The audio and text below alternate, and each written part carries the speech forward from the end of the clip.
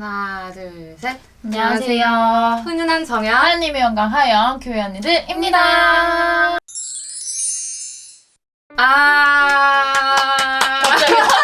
오늘은 저희가 그동안 약간 이런 거 하면 좋겠다 했던 것 중에 그거를 하려고 하죠. 그렇죠. 뭐였죠? 꼰대 테스트. 우리가 지지난주 그 줌으로 대화하면서 맞아. 나는 꼰대다 뭐 아니다 뭐 이런 얘기를 했었던 것 같은데, 그래서 본격적으로 한번 우리가 꼰대인지 테스트를 해보겠습니다. 일단 그 꼰대라는 말에 어원이 약간 있다고 하던데 좀. 네, 꼰대에 두 가지 그 어원이 있대요. 근데 하나는 이제 영남 사투리 중에 꼰대기라는 게 있는데 이게 번데기라는 뜻이래. 또 하나는 이제 프랑스어 꼰대라는 건데, 사실 나도 불어라 어떻게 발음해야 되는지는 모르겠고 콩테 뭐 이렇게 발음을 하더라고.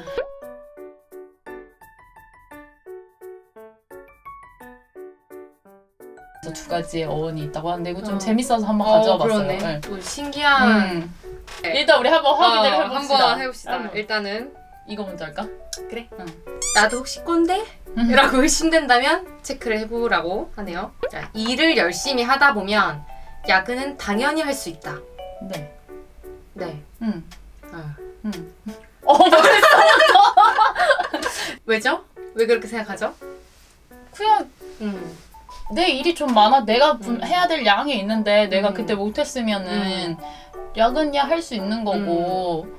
그리고 또 저 같은 경우는 또 특수하게 공연 회사에서 근무를 했기 때문에 공연은 어쩔 수 없이 다 이제 저녁에 있단 말이죠. 그래서 시간보다 더 이상으로 근무해야 될 때도 있었는데 그거는 제가 그 직업을 선택했기 때문에 그거마저도 감수해야 된다고 생각을 하고 그 직장을 들어간 거여서 뭐 야근은 당연히 할 수 있다고 생각을 해요. 뭐 부당하게 시키는 게 아니면. 네. 저도 여기 전제가 그러니까 야근은 무조건 뭐 가능하다 이런 타입보다는 일을 열심히 하다 보면이라는 게 있어서 조금 더 꼼꼼하게 챙기려고 하다 보니까 좀 더 야근을 하게 되는 경우도 있는 것 같아요. 근데 다만 이제 그 나에게 주어지는 업무량이 너무 많으면 내가 최대한 열심히 해도 제한 시간 내에 업무 시간 내에 하기 어려울 정도로 업무량이 많이 주어지면 그거는 좀 뭔가 당연한 야근이라기보다는 좀 조정이 필요하지 않나. 휴가는 가더라도 카톡 답은 해야 한다. 진짜 어렵다. 저는 네. 나도 네. 직무 특성상 그래. 그러니까 우리가 참 이게 일반 회사원이 아니라서 그런가? 이게 수시로 좀 연락이 올 수 있고 웬만하면 연락을 안 하려고 하지만 어쩔 수 없는 경우에 연락을 할 거기 때문에 그럴 때는 연락을 받아야 된다고 생각합니다.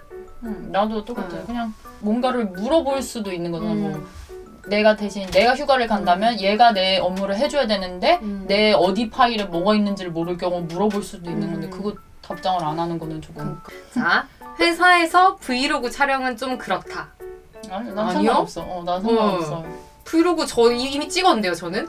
그때 그 크리스마스 선물 주는 거. 맞네. 같은 팀 작가님 줬잖아요. 맞네. 회사에서 찍었거든요. 근데 만약에 계속 업무 계속 찍고 있는 친구들 있잖아, 왜? 세워두고? 이렇게 세워두고 자기 업무하고 맞아. 막 이런 친구들 괜찮아요? 대신 그 허락은 받았으면 좋겠어요. 상사 허락은. 일단 상사 허락은 받고. 그러면 좀 그런 거 아니에요? 그런가?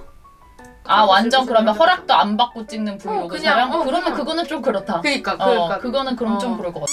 확실한 퇴근보다 높은 연봉이 좋다. 아니요. 저도 아니요. 워라벨이라는 말이 유명해진 이유가 퇴근 시간 정확히 딱 되고 그런 거를 중시하기 때문인데 젊은 세대들은 거의 다 이렇게 생각할 것 같은데. 아니야. 오히려 젊은 세대들 중에 그냥 돈 많이 주면 돈 많이 주는데 다니고 싶다는 사람 진짜? 많아. 그래? 그냥 퇴근 상관없고 워라벨 신경 안 쓰고? 그러니까 그거는 어쩔 수 없는 거지. 그러니까 예를 들어서 삼성 가는 거지. 돈 많이 벌어도 대기업 가는 이유가 만약에 그냥 워라벨만 생각하면 워라벨 좋은 회사를 찾아갈 텐데 여전히 대기업 많이 지원하고 이왕이면 돈 많이 주는데 가서 그냥 어쨌든 일은 많은 데가 많잖아. 그러니까 일을 하고 그냥 그만큼 돈을 받겠다 하는 경우도 많더라고. 채팅을 통해 사람을 만나는 것에 거부감이 든다. 난 맞아요. 나도요. 이거 하영이한테 얘기한 적 있는데 생전 이런 걸 안 하는데 한번 깔아볼까 하고 깔다가 뭐 입력하는 게 많아요. 이렇게 개인정보를 쓰다가 계속 멈추고 삭제해요. 낯선 사람이랑 얘기하는 걸 거부감이 들진 않는데 맞아. 불특정 다수에게 내 개인정보가 그래. 가고 그렇게 노출되는 게 꺼려져요. 하영이는? 난 일단 채팅을 통해 누군가를 만나는 것 자체가 어떤 사람인지 모르는 상태에서 그 사람을 만난다는 게 좀 무서워. 요즘 하도 이상한 사람들 많고. 약간 검증의 문제. 나도 6개인데? 의심이다. 다행이다. 의심이네. 의심이네요. 다행이다. 그러면 다른 거 하나 더 해볼까? 다른 거 하나 더 해보자. 사람을 만나면 나이부터 확인하고 어린 사람에게는 반말을 한다. 나는 아니야. 나 절대 아니야. 어. 나는 초등학생을 만나도 존댓말해. 나도. 무조건이야. 그쪽에서 먼저 말씀 편하게 하세요라고 하기 전까지는 최대한 말 잘 안 놓는 편? 요즘 젊은이들이 근성이 부족하고 불만이 많은 건 사실이다. 어렵다. 불만이 많다고 볼 수도 있지. 왜냐면 난- 아이디어가 많으니까. 나는 내가 좀 놀랐던 게 우리들은 그런 생각을 하잖아. 조직에 대한 얘기를 우리 많이 하잖아. 근데 어른들이 그걸 듣고 좀 깜짝 놀라더라고. 그런 생각으로 하는구나 이렇게. 나는 근성이 부족한 건 아닌 것 같은데 젊은이들이 불만은 조금 있는 것 같긴 해.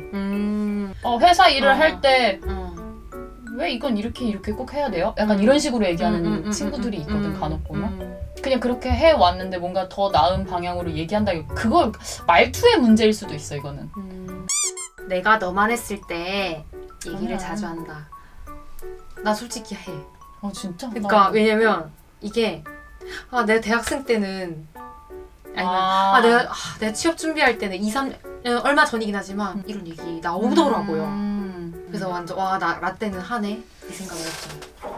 잘 안 하는 것 같은데 하나? 지금 그래? 있는 친구들이 그러니까 나이 차이가 상대적으로 좀 있으니까 어울리는 애들이 진짜 너무 옛날 얘기인 걸 알아서 오히려 얘기 안 하는 것 같아 내가. 특히 그런 얘기 안 해. 비겁하다 욕하지 마. 저러 그 노래를 했는데 친구들이 모르더라고.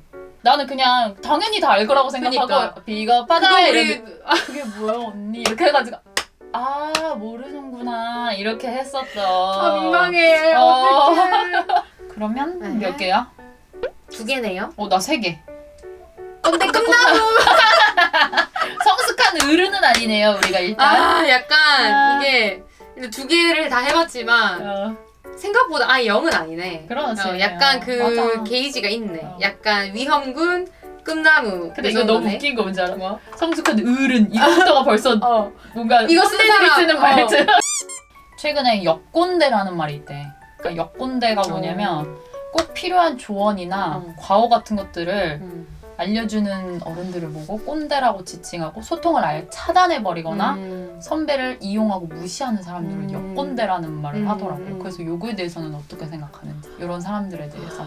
만약에 그런 사람이 있다면 우리는 좀 중간 역할을 소통을 연결해줘야 되는 역할에 있다 보니 신경 쓸 것 같고 그러니까 좀 위에 선배들의 그런 수 있다라는 걸 설명해주고 싶어 할 것 같고 그리고 이제 선배들한테는 내가 얘기해봤는데요 막 그렇게 나쁜 애는 아니에요 이렇게 또 얘기를 할 것 같고 그렇게 할 것 같은데 아무리 내가 저 사람이 싫어라고 하더라도 저 사람한테 배울 점이 단 하나도 없는 건 아니잖아.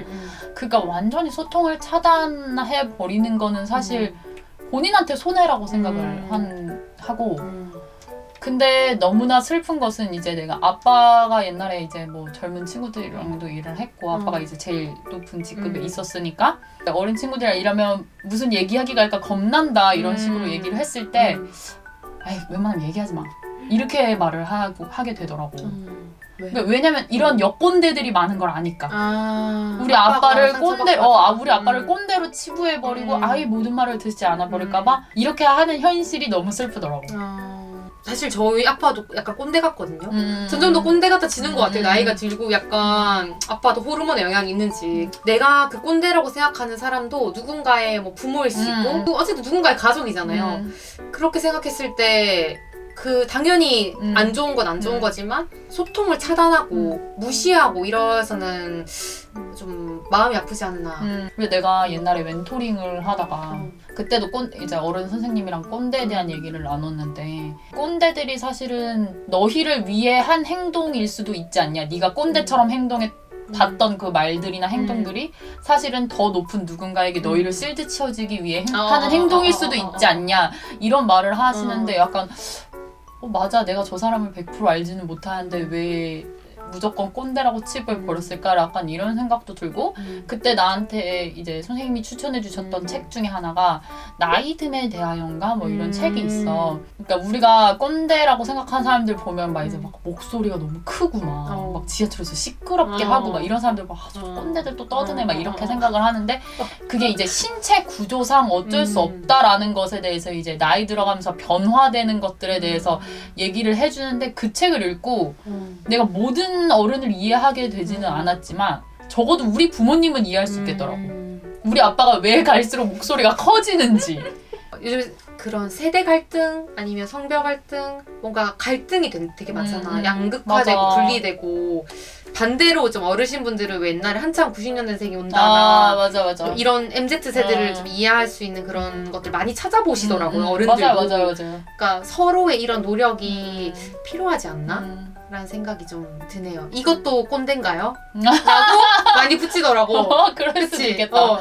그렇게 근데 그걸 이렇게 얘기하는 걸 꼰대라고 하면 어쩔 수 없지 뭐. 꼰대 뭐지 뭐 내가. 그러니까. 그래도 공식적으로는 꼰대가 아니잖아. 아직. 저희 꿈나무예요. 거지, 꼰대는 아닙니다 아직. 저희 아직 꿈나무라서 어떻게 자라갈지. 구독, 샬롬. 샬롬, 좋아요, 아멘, 알림 설정, 할렐루야. 다음 주에 만나요.